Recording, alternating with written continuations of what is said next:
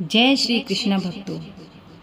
आज हम इस वीडियो में हम आपको पवन सुत हनुमान जी के कुछ ऐसे मंत्र बताने जा रहे हैं जिसके जाप से आपके जीवन में आने वाली सभी बाधाएं दूर हो सकती हैं।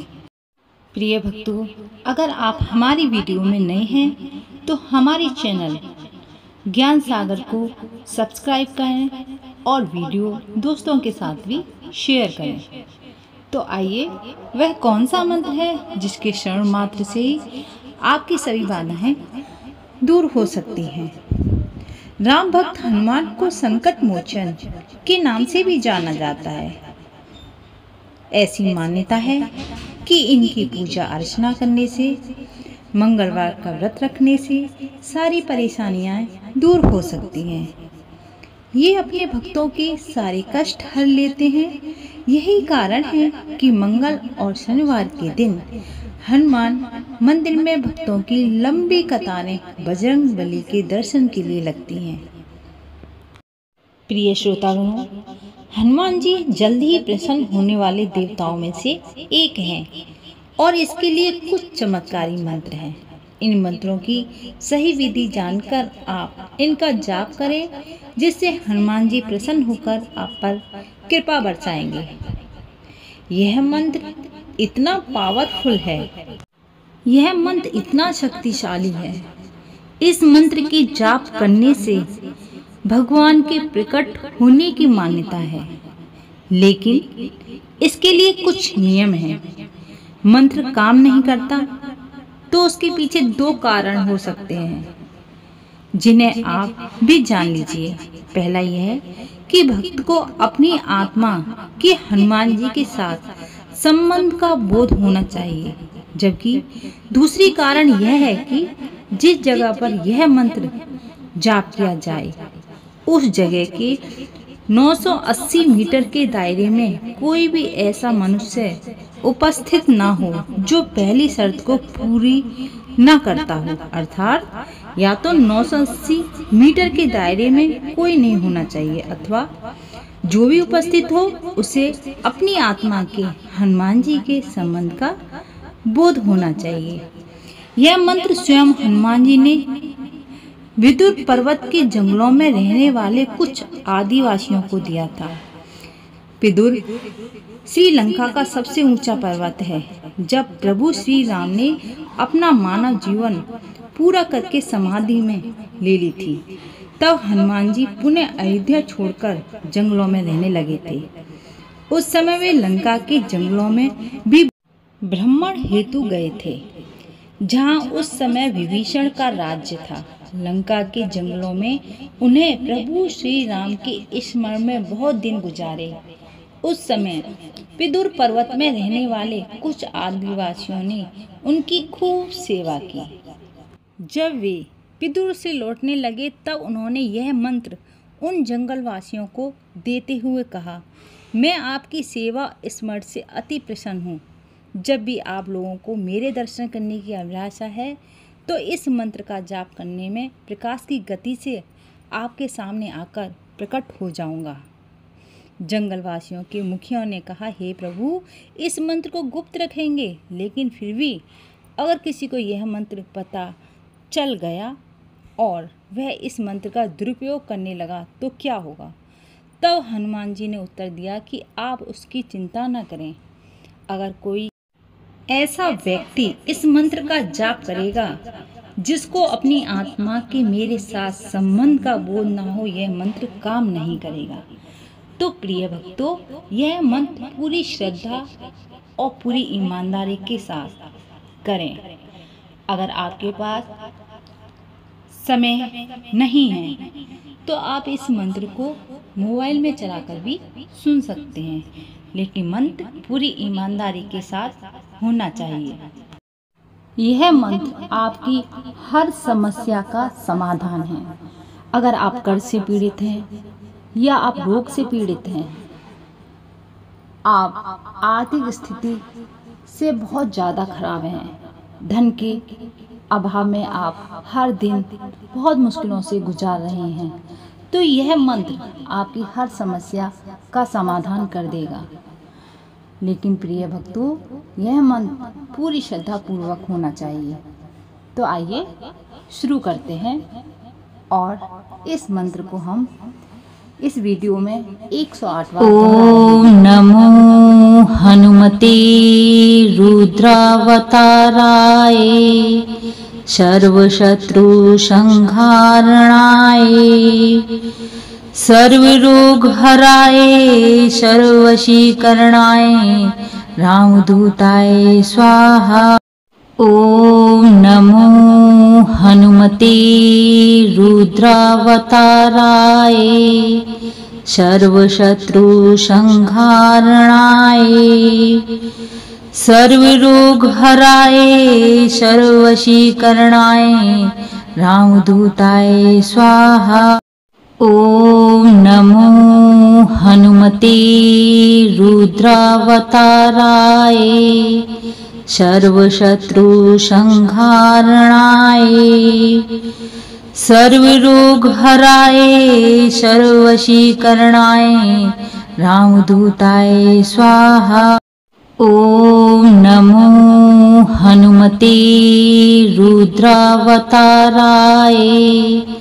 सर्वशत्रु संहारणाय सर्वरोग हराय सर्ववशीकरणाय रामदूताय स्वाहा। ओम नमो हनुमते रुद्रावताराय सर्वशत्रु संहारणाय सर्वरोग हराय सर्ववशीकरणाय रामदूताय स्वाहा। ओम नमो हनुमते रुद्रावताराय सर्वशत्रु संहारणाय सर्वरोग हराय सर्ववशीकरणाय रामदूताय स्वाहा। ओम नमो हनुमते रुद्रावताराय सर्वशत्रु संहारणाय सर्वरोग हराय सर्ववशीकरणाय रामदूताय स्वाहा। ओम नमो हनुमते रुद्रावताराय सर्वशत्रु संहारणाय सर्वरोग हराय सर्ववशीकरणाय रामदूताय स्वाहा। ओम नमो हनुमते रुद्रावताराय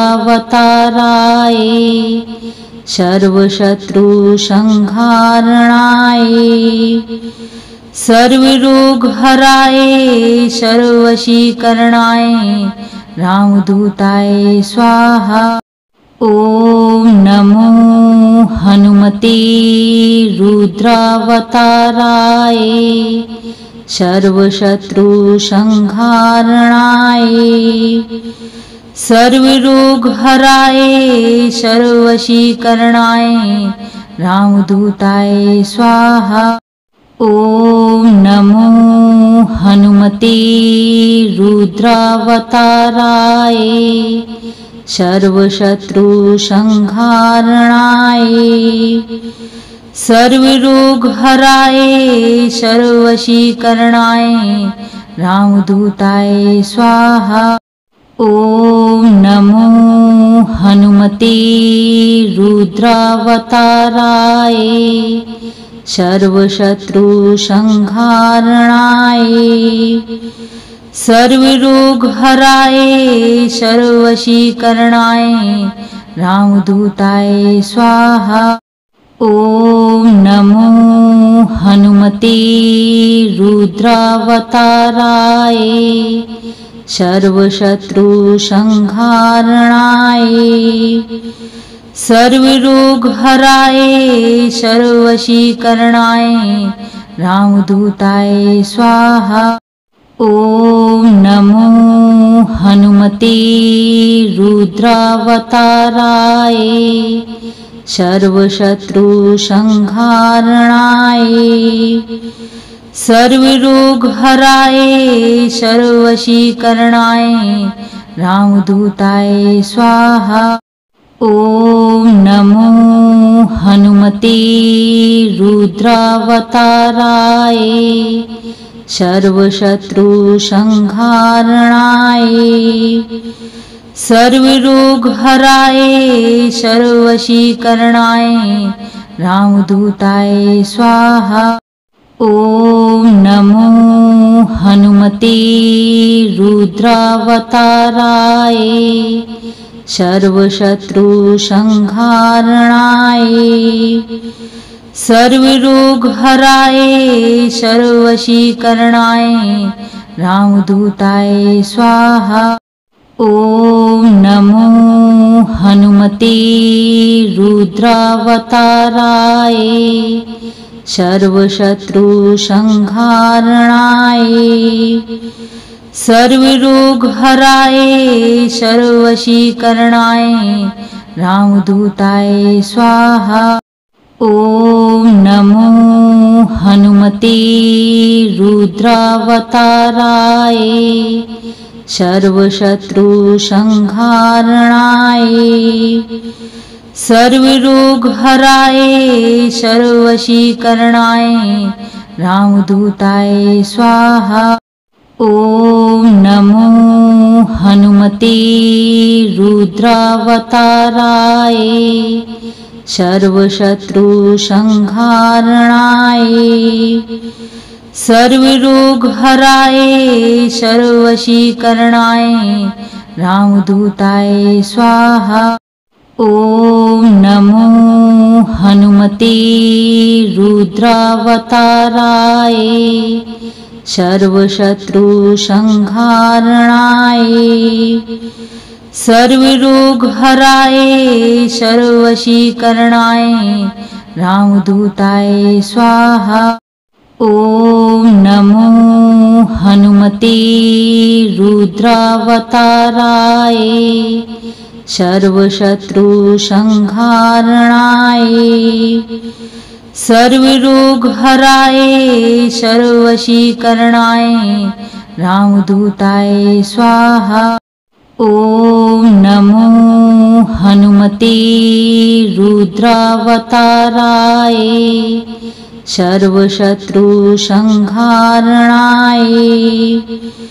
सर्वरोगहराय सर्ववशीकरणाय रामदूताय स्वाहा। ओम नमो हनुमते रुद्रावताराय सर्वशत्रुसंहारणाय सर्वरोगहराय सर्ववशीकरणाय रामदूताय स्वाहा। ओम नमो हनुमते रुद्रावताराय सर्वशत्रुसंहारणाय सर्वरोगहराय सर्ववशीकरणाय रामदूताय स्वाहा। ओम नमो हनुमते रुद्रावताराय सर्वशत्रुसंहारणाय सर्वरोगहराय सर्ववशीकरणाय रामदूताय स्वाहा। ओम नमो हनुमते रुद्रावताराय सर्वशत्रुसंहारणाय सर्वरोगहराय सर्ववशीकरणाय रामदूताय स्वाहा। ओम नमो हनुमते रुद्रावताराय सर्वशत्रुसंहारणाय सर्वरोगहराय सर्ववशीकरणाय रामदूताय स्वाहा। ओम नमो हनुमते रुद्रावताराय सर्वशत्रुसंहारणाय सर्वरोग हराए सर्ववशीकरणाय रामदूताय स्वाहा। ओम नमो हनुमते रुद्रावताराय सर्वशत्रु संहारणाय सर्वरोग हराए सर्ववशीकरणाय रामदूताय स्वाहा। ओम नमो हनुमते रुद्रावताराय सर्वशत्रु संहारणाय सर्वरोग हराए सर्ववशीकरणाय रामदूताय स्वाहा। ओम नमो हनुमते रुद्रावताराय सर्वशत्रु संहारणाय सर्वरोग हराए सर्ववशीकरणाय रामदूताय स्वाहा। ओम नमो हनुमते रुद्रावताराय सर्वशत्रु संहारणाय सर्वरोग हराए सर्ववशीकरणाय रामदूताय स्वाहा। ओम नमो हनुमते रुद्रावताराय सर्वशत्रु संहारणाय सर्वरोग हराए सर्ववशीकरणाय रामदूताय स्वाहा। ओम नमो हनुमते रुद्रावताराय सर्वशत्रु संहारणाय सर्वरोग हराए सर्ववशीकरणाय रामदूताय स्वाहा। ओम नमो हनुमते रुद्रावताराय सर्वशत्रु संहारणाय सर्वरोग हराए सर्ववशीकरणाय रामदूताय स्वाहा। ओम नमो हनुमते रुद्रावताराय सर्वशत्रु संहारणाय सर्वरोग हराए सर्ववशीकरणाय रामदूताय स्वाहा। ओम नमो हनुमते रुद्रावताराय